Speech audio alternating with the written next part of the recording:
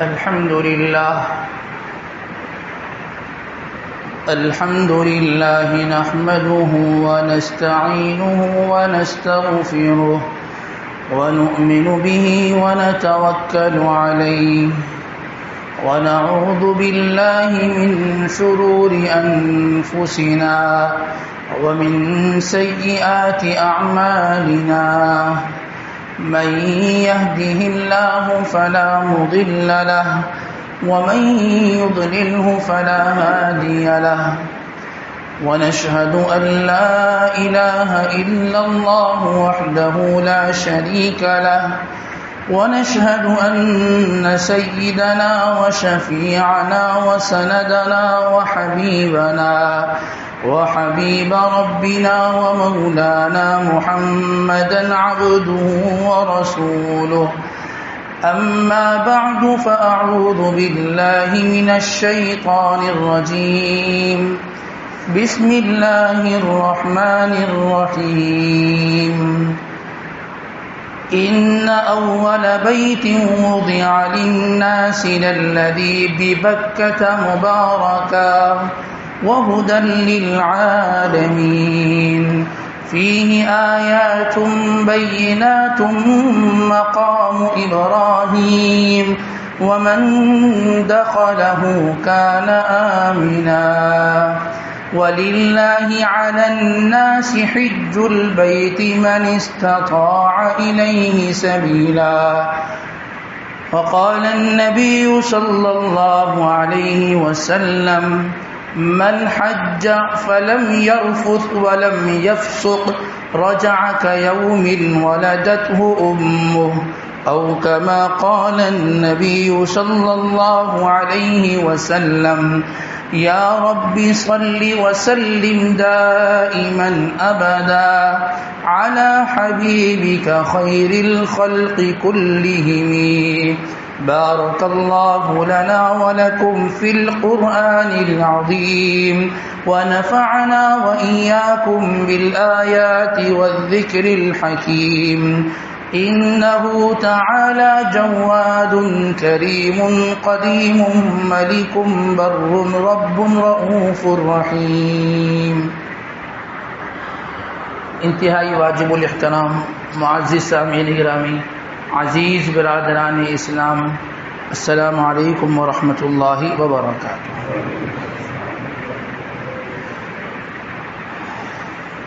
ہم ذی الحجہ کے مہینے کے قریب ہوتے چلے جا رہے ہیں، اور سب کو معلوم ہے کہ ذی الحجہ کے مہینے کے اندر دو اہم بڑی عبادات ادا کی جاتی ہیں. ان میں سے ایک عبادت وہ قربانی کی عبادت ہے، اور دوسری عبادت وہ حج بیت اللہ کی زیارت اور حج بیت اللہ کی ادائیگی کی عبادت، اور اس فریضے کو ادا کیا جاتا ہے. چونکہ حجاج اکرام کا روانگی کا سلسلہ شروع ہو چکا ہے، اور بہت بڑی تعداد میں آئندہ دنوں مسلمانان اسلام، فرزندان توحید وہاں پر بیت اللہ میں ایک جھنڈے کے سائے تلے جمع ہونے والے ہیں، اور لاکھوں کی تعداد میں یہ مجمع ہوگا. بہت سے خوش نصیب ایسے ہیں کہ جو ہماری اسی مسجد سے تعلق رکھتے ہیں، ہمارے اسی مجمع میں بیٹھے ہوں گے، اور وہ بھی جو ہے اس عبادت کو ادا کرنے کے لیے اپنی تیاری کر رہے ہوں گے، اور بہت سے ایسے ہیں کہ جو وہاں پہنچ چکے ہیں. تو حرمین شریفین کی حاضری، مدینۃ المنورہ جس کو مدینۃ الرسول صلی اللہ علیہ وسلم کہا جاتا ہے، اس حاضری کے حوالے سے چند گزارشات آج کی اس مجلس میں ہم نے ذکر کرنی ہے. مدینہ، اس کا اصل اور قدیم نام وہ مدینہ نہیں تھا. کیا تھا؟ یثرب نام تھا. یثرب اس کا اصل نام تھا.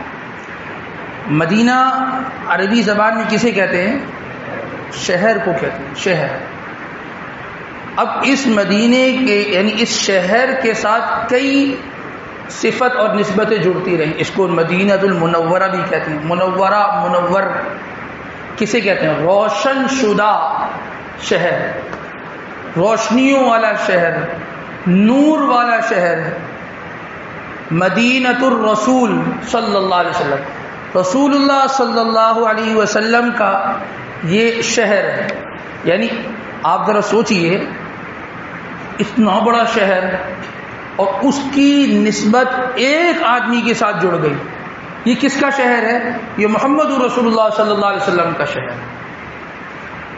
کیوں؟ کیونکہ آپ صلی اللہ علیہ وسلم نے اس شہر کی طرف ہجرت فرمائی. جو بھی آدمی حج کی زیارت کے لیے جاتا ہے، حج کو جاتا ہے یا عمرے کے سفر پہ جاتا ہے، وہ جہاں بیت اللہ کی زیارت کرتا ہے، وہاں عبادت کرتا ہے، اس کی تمنا رہتی ہے کہ وہ مدینے میں بھی حاضری دے دے. کیا چیز ہے مدینے میں؟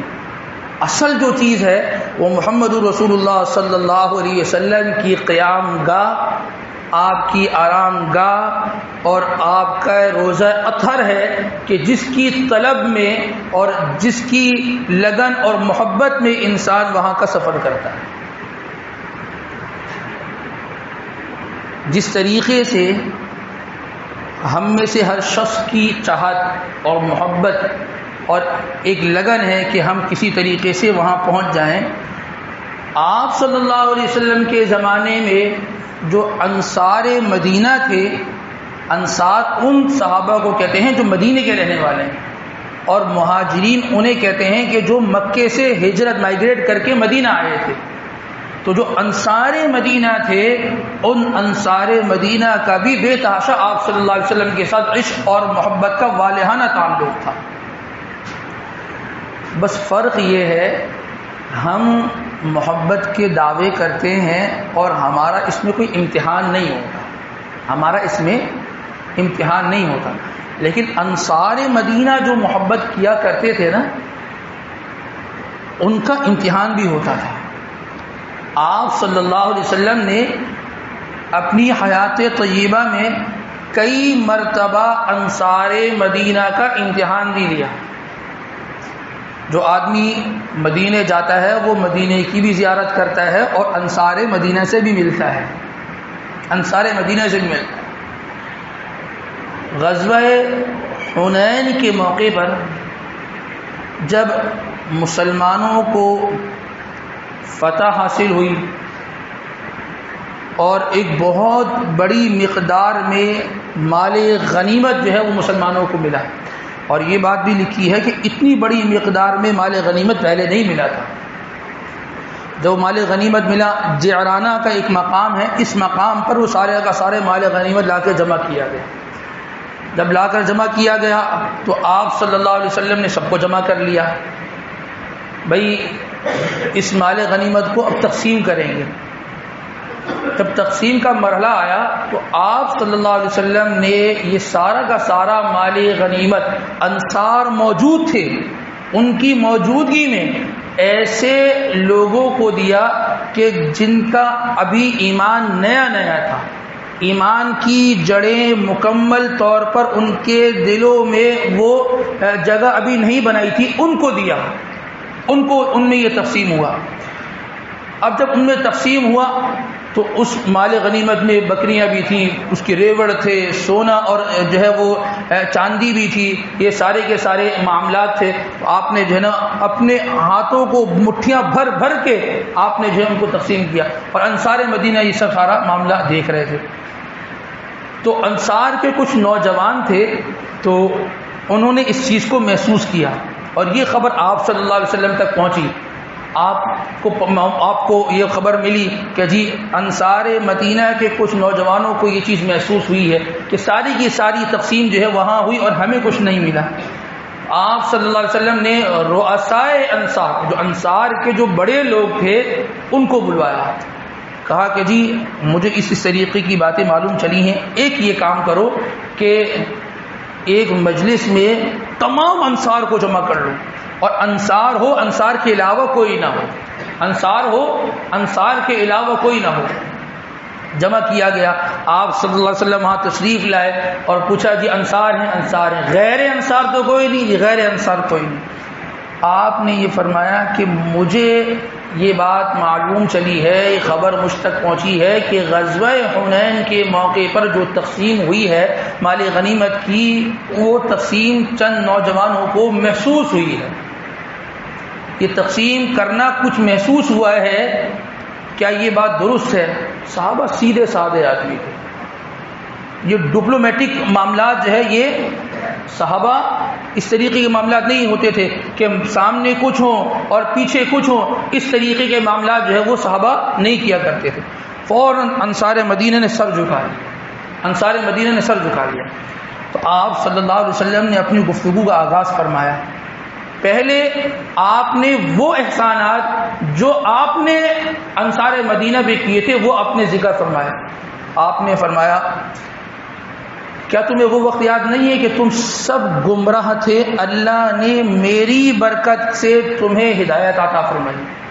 فرمایا بالکل ٹھیک ہے، ہمیں تو کچھ نہیں پتا تھا، جینے کا طریقہ نہیں آتا تھا، آپ کی برکت سے ہمیں جینے کا طریقہ معلوم ہوا اور ہم نے سیکھا. کیا تم لوگ وہ نہیں تھے کہ جو آپس میں باہمی دست و گرباں تھے، ایک دوسرے کے دشمن تھے؟ اللہ نے اسلام کی برکت سے تمہارے دلوں میں محبتیں پیدا فرمائی اور تم ایک دوسرے کے لیے جان قربان کرنے والے ہو گئے. فرمایا کہ بالکل ایسے ہی تھا. ایک وہ وقت تھا کہ ہم ایک دوسرے کے خون کے پیاسے تھے، اور آج ایک وقت ایسا ہے کہ ایک دوسرے کے لیے جان دینے کے لیے تیار ہے. کیا آپ نے یہ فرمایا کیا ایک وقت وہ نہیں تھا کہ تم تنگ دستی کے اندر تھے، تمہارے پاس کھانے پینے کا سامان نہیں ہوتا تھا؟ اب اسلام آیا، غزوات ہوتے ہیں، اس میں فتوحات ہوتی ہے، اس کے ذریعے سے تمہیں جو ہے وہ مال تمہیں تقسیم کیا جاتا ہے. آج تم اس کی وجہ سے مالا مال ہوئے، اس اسلام کی وجہ سے، تو کیا تم ان احسانات کو تسلیم کرتے ہو؟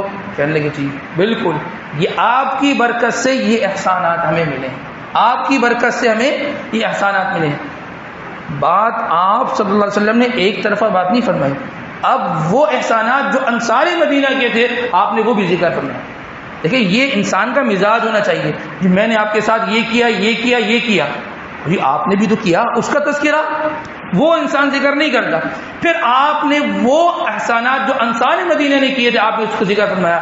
فرمایا کہ میں وہ شخص ہوں کہ جب اللہ تبارک و تعالی نے مجھے نبوت عطا فرمائی، میں جگہ جگہ جا کر دین کی دعوت دیا کرتا تھا. دین کی دعوت سمجھتے؟ دین کی دعوت دینا یہ بھی ایک کام ہے، دین کو لوگوں تک پہنچانا یہ بھی ایک کام ہے، کسی سے دین کی بات کرنا یہ بھی کام ہے، یہ بھی دین کا شعبہ ہے. فرمایا کہ جب اللہ پاک نے مجھے نبوت عطا فرمائی تھی تو میں لوگوں کے پاس جا کے دین کی دعوت دیا کرتا تھا. کوئی ایسا نہیں تھا کہ جو میری بات کو لینے والے ہوں. تم لوگوں نے، انصار مدینہ نے میری بات کو لیا تھا، یہ تمہارا مجھ پر احسان ہے. فرمایا کہ جب مجھے اہل مکہ نے تنگ کر دیا اور مجھے مکہ اپنا وطن، اپنا شہر، اپنا علاقہ چھوڑنے پر مجبور کر دیا، میں وہاں سے باہر نکلا. تم وہ لوگ تھے جنہوں نے مجھے ٹھکانہ دیا، تم وہ لوگ تھے جنہوں نے مجھے اپنے پاس رہنے کی جگہ دی اور میرے تحفظ کی یقین دہانی کرائی کہ آپ کو ہمارے یہاں کوئی کچھ نہیں کہے گا، ہم آپ کی حفاظت کریں گے. یہ تمہارے مجھ پر احسان ہے. آپ نے یہ احسان ذکر فرمایا. پھر آپ اصل مدعا کی طرف آئے. آپ نے فرمایا تم ایک چھوٹی سی تقسیم کو محسوس کرتے ہو، کیا تم اس بات کو پسند نہیں کرتے کہ کچھ لوگ تو وہ ہوں جو بکریاں لے کے چلے جائیں، کچھ ایسے ہوں جو اونٹ لے کر چلے جائیں، کچھ ایسے ہوں جو سونا چاندی لے کر چلے جائیں، اور تم ہو انصار مدینہ جو محمد رسول اللہ صلی اللہ علیہ وسلم کو اپنے ساتھ لے جاؤ؟ کیا تم اس چیز کو پسند نہیں کرتے؟ بس یہ جملے کہنے تھے تو انصار مدینہ زار و قطار ہونے لگ گئے. فرمایا کہ ہم اس تقسیم پر راضی ہیں، لوگ کچھ لے جائیں، مال لے جائیں، ہم محمد رسول اللہ صلی اللہ علیہ وسلم کو لے جائیں، بس ہمیں یہ سودا قبول. اور پھر آپ نے بھی اس سودے کو، اس معاہدے کو، اس وعدے کو ایسا وفا کیا پوری زندگی. بعد فتح مکہ کے بھی، مکہ فتح ہوا آپ وہاں نہیں رہے، آپ کا اصلی وطن تھا، آپ لوٹ کر مدینے آئے. مدینے میں آنے کے بعد آپ وہیں رہے. آج آپ کا روزہ اطہر اسی مدینہ الرسول، مدینہ المنورہ کے اندر ہے. یہ آپ کا انصار سے محبت اور انصار مدینہ کے سے آپ کا محبت کا تعلق ہے۔ ایک خاتون نے آپ صلی اللہ علیہ وسلم کو یہ پیغام بھجوایا کہ آپ جو ہے وہ خطبات ارشاد فرماتے ہیں، تو میں اس بات کی خواہش رکھتی ہوں کہ آپ کے لیے ایک باقاعدہ ممبر تیار ہو جائے، آپ اس ممبر پہ بیٹھیں اور اس پر بیٹھ کر آپ تشریف فرما ہوں اور آپ جو ہے وہ خطبہ دیا کریں۔ آپ کھڑے ہو کر خطبہ دیتے ہیں، آپ نے اس کی اجازت مرحمت فرمائی، آپ نے کہا ٹھیک ہے، آپ جو ہے وہ ممبر تیار فرمائیں۔ ممبر آیا، آپ صلی اللہ علیہ وسلم اس پہ تشریف فرما ہوئے۔ جب تشریف فرما ہوئے تو پہلے جس جگہ آپ کھڑے ہو کر آپ خطبہ ارشاد فرمایا کرتے تھے تو ایک درخت کا سہارا لیا کرتے تھے، تو وہ درخت صحابہ فرماتے ہیں ہم نے اس کا پھوٹ پھوٹ کر رونا سنا، وہ درخت پھوٹ پھوٹ کر رو رہا۔ آپ صلی اللہ علیہ وسلم اپنے اس منبر سے کھڑے ہوئے، آپ نے اس کو دلاسا دیا اور آپ نے اس کو تسلی دی، اور آپ آ کے اپنے منبر رسول پر آ کے تشریف فرما ہوئے۔ آپ نے یہ فرمایا کہ اگر میں اس کو تسلی نہ دیتا تو قیامت تک یہ اسی طریقے سے روتا رہتا۔ یہ جو مدینے کی درد و دیوار ہے نا، اور وہاں کے جو درخت ہیں وہ بھی عشق رسول میں ڈوبے ہوئے تھے، وہ بھی عشق رسول میں ڈوبے ہوئے تھے۔ کیا انصار مدینہ وہاں کے درخت بھی آپ کے دیوانے تھے۔ ایک صحابی آپ صلی اللہ علیہ وسلم کی خدمت اقدس میں حاضر ہوئے، فرمانے لگے کہ اے اللہ کے نبی، آپ مجھے یہ بتلائیے کہ ہم جب یہاں پر ہوتے ہیں اور ہمارا دل گھروں میں گھبراتا ہے تو ہم آپ کے پاس آتے ہیں، آپ کی زیارت کرتے ہیں، دل کو سکون مل جاتا ہے، دل کو سکون مل جاتا ہے۔ سوال یہ ہے، پریشانی یہ ہے کہ ایک نہ ایک دن دنیا سے تو جانا ہے جی، ایک نہ ایک دن تو جانا ہے۔ آپ تو جنت کے اعلیٰ مراتب میں ہوں گے، آپ کو تو اللہ کیا مقام دیں گے، وہ مقام تو کسی کو نہیں ملے گا، اور ہم تو نیچے ہوں گے۔ وہاں دل گھبرائے گا تو ہم کیسے آپ کی زیارت کریں گے اور اپنے دل کو ہمیں جو ہے وہ سکون ملے گا۔ اس موقع پر اللہ تبارک و تعالیٰ نے یہ آیت نازل فرمائی، وَمَن يُطِعِ اللَّهَ وَالرَّسُولَ فَأُولَٰئِكَ مَعَ الَّذِينَ أَنْعَمَ اللَّهُ عَلَيْهِم مِّنَ النَّبِيِّينَ۔ وہ آدمی جو اللہ کے رسول کی اطاعت کرے، اللہ نے جو کہہ دیا اس کو رسول اللہ صلی اللہ علیہ وسلم کے طریقوں پر پورا کر دیا، اس کو انبیاء کا ساتھ اللہ تبارک و تعالیٰ عطا فرماتے ہیں۔ کتنا آسان سا کام ہے۔ اللہ نے فرمایا اس کو پورا کرو، طریقہ رسول کا ہونا چاہیے، بس طریقہ رسول اللہ صلی اللہ علیہ وسلم کا طریقہ ہو، اور انسان قیامت والے دن انبیاء، شہداء، صدیقین، صالحین کے ساتھ جو ہے اللہ تبارک و تعالیٰ ان کا حشر فرماتے ہیں۔ تو یہ آپ صلی اللہ علیہ وسلم کا انصار مدینہ، یہ مدینے کے ساتھ اور مدینے کے گرد و نواح میں جو چیزیں تھیں ان کا آپ سے تعلق تھا، اور عشق کا تعلق صحابہ کرام کے ساتھ تھا۔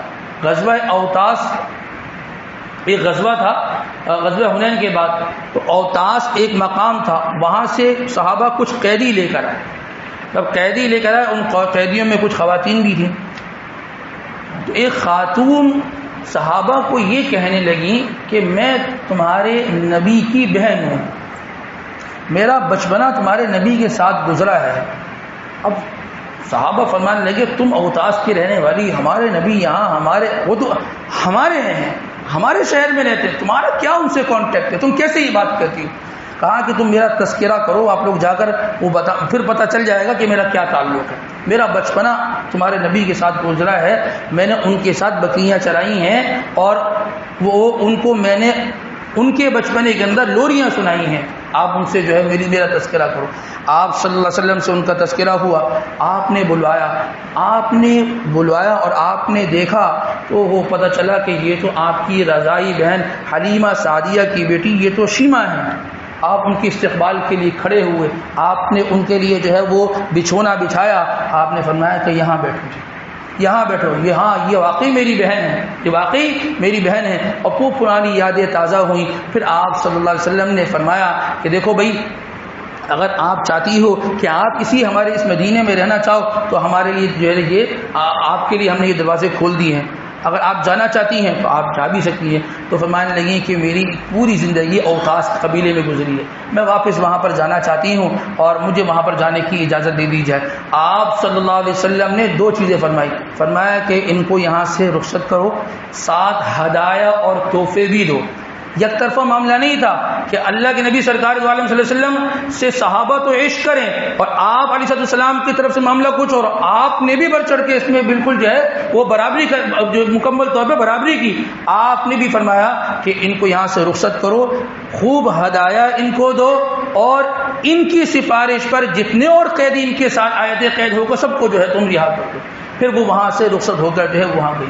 یہ جو مدینہ ہے یہ مدینے کا ماحول ہے. یہاں سے جب آدمی حج کے لیے جاتا ہے, جو حاجی جانے والے ہیں, جو آدمی عمرے کے لیے جو ہے وہ جاتے ہیں, وہ اس مدینے میں جب جائیں تو ان نسبتوں کو یاد رکھیں, ان انصار مدینہ سے ملاقات کریں, اور روزہ رسول پر جب حاضری ہو تو یہ چیز ان کے ذہنوں کے اندر مستحضر ہونی چاہیے, ان کے ذہنوں میں مستحضر ہونی چاہیے. وہ لوگ, وہ ساتھی جو اس سال حج کا ارادہ رکھتے ہیں یا حج پر جا چکے ہیں, ان تک یہ پیغام پہنچا دیا جائے کہ دیکھیں, ایک تو یہ ہے کہ آدمی حج پر جائے, اچھے سے اچھا احرام لے لے, چپل بہترین لے لے, ہوٹل اچھا ہونا چاہیے, کھانا اچھا ہونا چاہیے, اس کی فکر سب کو ہے. حج کے ارکان بھی سیکھ کر جائیں, حج کے ارکان بھی سیکھ. مدینہ المنورہ کے اندر محمد رسول اللہ صلی اللہ علیہ وسلم کے روزہ اقدس پہ حاضری کے آداب سیکھ کر جائے.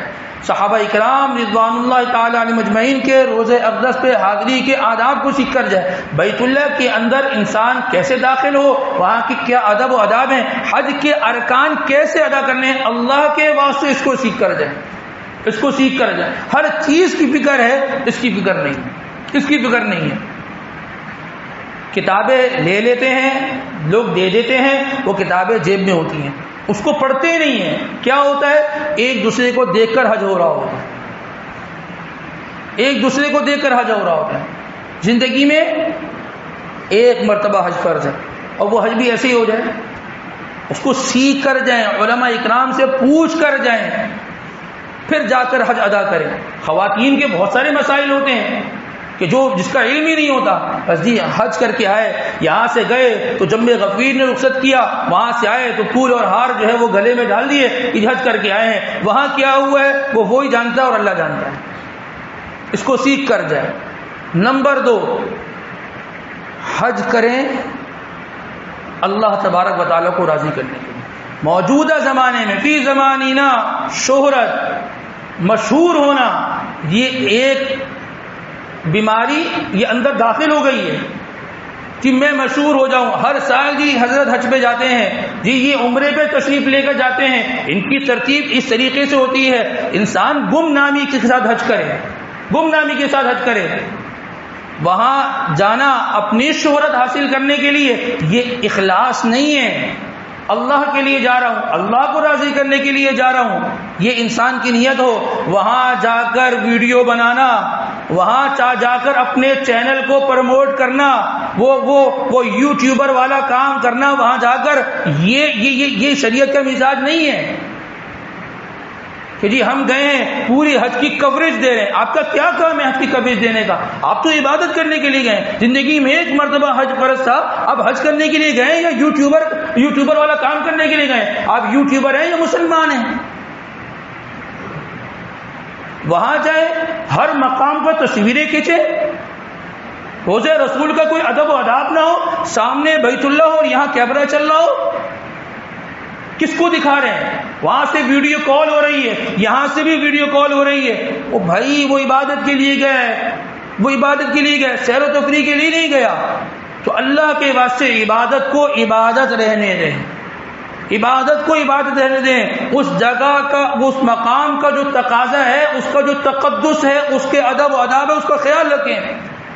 یہاں والے بھی رابطہ نہ کریں, بالکل رابطہ منقطع ہو. بھائی وہ تو اللہ سے لو لگانے کے لیے گئے. پہلا زمانہ ہوتا تھا لوگ وہاں جاتے تھے, وہاں سے ہدایت کے فیصلے کروا کر آتے تھے, وہاں سے ہدایت لے کر آتے تھے, اور اب ہدایت لے کر آئے ہوتے.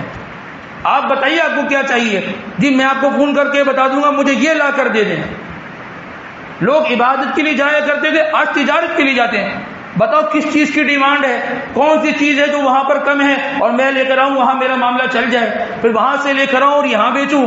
عبادت کہاں گئی؟ کہاں گیا یہ عبادت کا نور؟ حاجی پہلے زمانے میں پورے محلے میں کوئی ایک ہوا کرتا تھا جو حج پہ جا رہا ہوتا تھا. آج الحمدللہ ہزاروں کی تعداد میں جا رہے ہیں لیکن تبدیلیاں نہیں آ رہی ہیں. وہ بے ایمانی، وہ دھوکہ دہی، وہ خیانت، وہ ہر سال اپنا ریشو بڑھا رہی ہے، وہ اور عروج پہ جا رہی ہے. کیوں؟ کیونکہ انسان وہاں کے ادب و آداب کی رعایت نہیں رکھتا. یہاں سے جو جا رہے ہیں وہ بھی ان چیزوں کا خیال رکھیں، اور جو ان کے رشتہ دار یہاں پر ہیں وہ ان کو وہاں رخصت کر کے آئیں. بس جی اب آپ جائیں اور ہماری مغفرت وہاں سے کروا کر آئیں. ساری نمازیں مسجد حرام کے اندر ہو، مسجد نبوی کے اندر ہو. ہوٹلوں میں نمازیں پڑھنا، ہوٹلوں کے کمروں میں نمازیں پڑھنا، یہ تو ایسا ہے جیسے کراچی میں انسان ہے. عام دنوں میں ہم اپنے محلے کی مسجد میں فجر نہیں پڑھتے، وہاں گئے وہاں بھی ہوٹل میں فجر ہو رہی ہے. فائدہ کیا جی؟ یہاں ہے تو یہاں تلاوت نہیں ہو رہی تو وہاں بھی تلاوت نہیں ہو رہی ہوگی. یہاں ہے تو یہاں نہ اشراق ہے، نہ چاشت ہے، نہ اوابین ہے، نہ تہجد ہے، وہاں بھی نہیں ہو رہی. یہاں ہے یہاں موبائل استعمال ہو رہا ہے، وہاں بھی موبائل استعمال ہو رہا ہے. تو پھر صرف اتنا فرق ہے کہ پاسپورٹ پر ویزا لگ گیا، ٹکٹ لگ گیا جی، چکر لگا کے آ گئے ہیں. لوگوں کو پتہ چل گیا، حج کر لیا، لیکن اپنے اندر تبدیلی آئی. حج جو تبدیلی کا نام تھا وہ تبدیلی نہیں ہوئی ہے. اپنے آپ کو شریعت کا پابند بنا کر لے کر جائیں اور زندگی کے اندر تبدیلی کے فیصلے کروا کر انسان لے کر آئے. اپنی مغفرت کے لیے بھی انسان اللہ تبارک و تعالیٰ کے بارگاہ میں گر گرا کے جو ہے وہ دعا مانگے. اور جن کا نمائندہ بن کے جا رہا ہے، اپنی فیملی، اپنے خاندان، اپنے محلے، اپنے شہر والوں کا، ان کی بھی مغفرت کی اللہ تبارک و تعالیٰ سے دعا کر کے آئے. اللہ تبارک و تعالیٰ ہمیں کہنے سننے کے ساتھ ساتھ ان تمام تر باتوں پر عمل کرنے کی توفیق نصیب فرمائے. وآخر دعوانا الحمد للہ رب العالمین.